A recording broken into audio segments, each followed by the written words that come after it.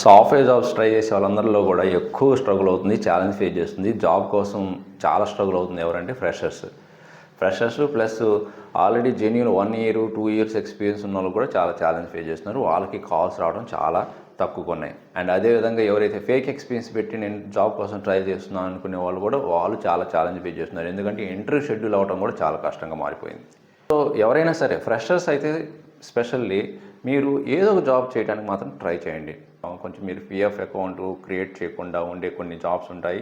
So అలాంటివి కొన్ని, ఎందుకంటే మీరు ఖాళీగా ఉండే బదులు ఏదో ఒక జాబ్ చేస్తుంటే మీకు కొంత బ్రెయిన్ రీఫ్రెష్గా ఉంటుంది. అండ్ సేమ్ టైం ప్యారలల్గా మీ కోర్స్ ఏదైతే నేర్చుకుంటున్నారో వాటిని ప్రాక్టీస్ చేస్తూ ఉండండి. అండ్ ఇంకా ఎక్స్పీరియన్స్తో ట్రై చేసే వాళ్ళందరూ కూడా మ్యాక్సిమం మీరు ఈ టాప్ ఎంఎన్సీ కంపెనీస్ని అవాయిడ్ చేసి రిమైనింగ్ కంపెనీస్ని మీరు ట్రై చేయడం బెటర్. ఎందుకంటే టాప్ ఎంఎన్సీ కంపెనీస్ ఈవెన్ మీరు ఇంటర్వ్యూ క్లియర్ చేసినా కూడా తర్వాత సరే బీజీవీ వాళ్ళు తీసేస్తుంటారు.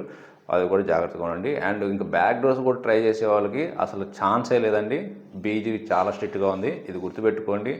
ఈవెన్ మీకు జాబ్ అయితే ఇప్పిస్తారు, ఆన్ బోర్డింగ్ అయిన తర్వాత అసలు వాళ్ళ రెస్పాన్స్ మాకేం తెలియదని చేతులు వదిలేసుకుంటారు. సో అందుకే బ్యాక్ డోర్ జాబ్స్కి వెళ్ళి లక్షలు మాత్రం పోగొట్టుకోవద్దు.